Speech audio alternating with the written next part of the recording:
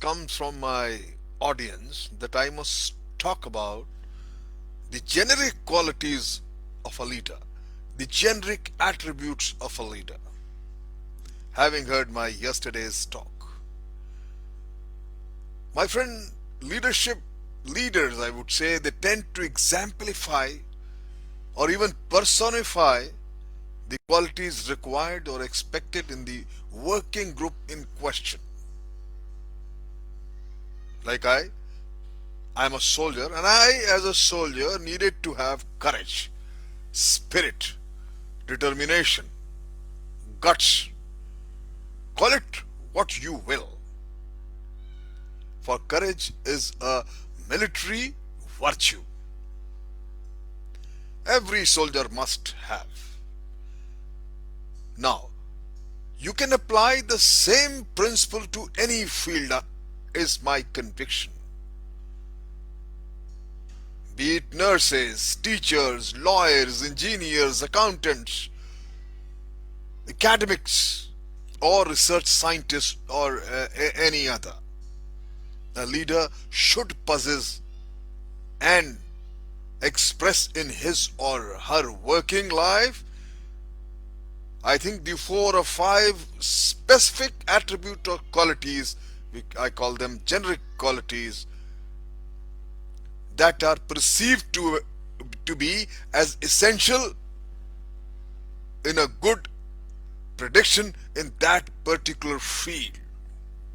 My friends, there are some generic qualities or attributes across the board of leaders, and in my list I include first and foremost, and that is enthusiasm. Can you think of any leader who lacks enthusiasm? It is hard to do so.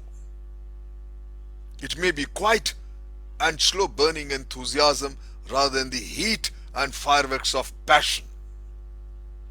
But it is always there in every leader, the quality attribute of enthusiasm, my friend. And followed by comes integrity, the quality that engenders trust. Why is it so important for leadership?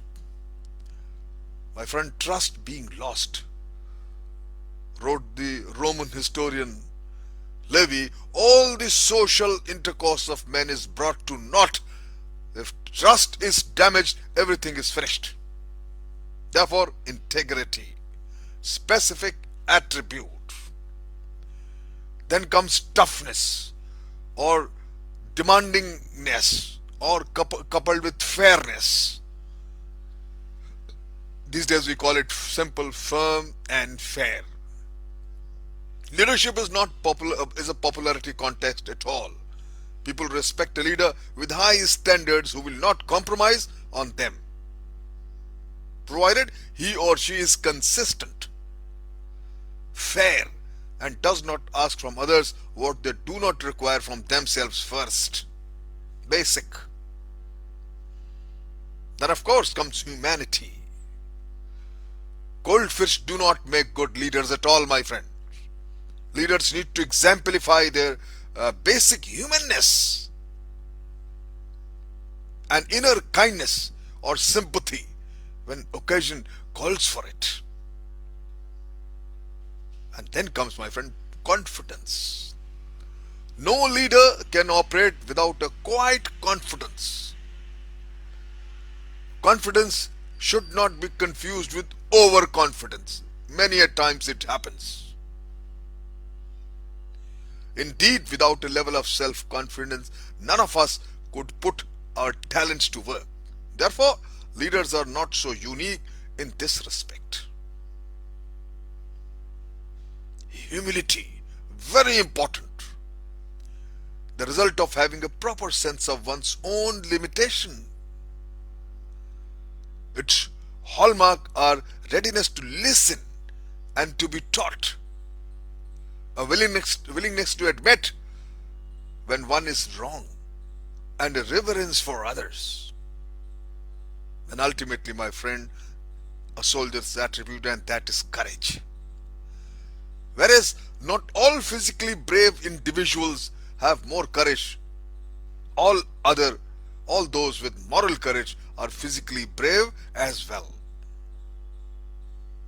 Courage of either kind is universally admired, my friend, not least in a leader.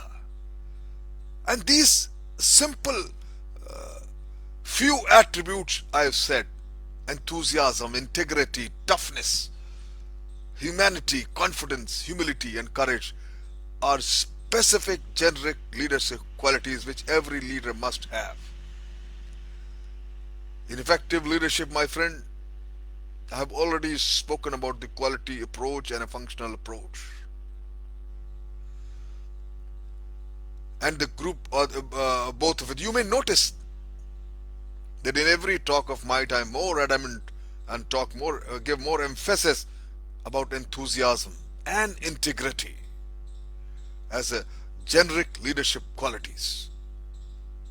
And then I become less sure as I go down on my provisional list, eventually tailing off others.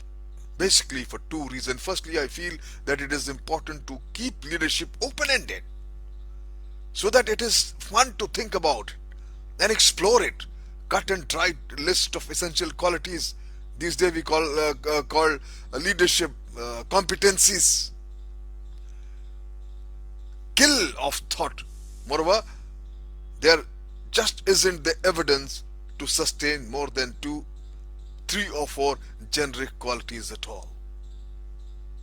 Secondly, the merit of keeping the list as short as possible is that you don't overburden a leader with false expectations, making them feel secretly guilty all the time that they are not really leaders. My friend, no more things should be presumed to exist than they are absolutely necessary. It reminds me again that all unnecessary facts or constituents in a subject should be simply eliminated. Now, putting all these generic qualities, ask yourself a question: do you have to be inspirational as a leader? And you have an answer. Thank you very much.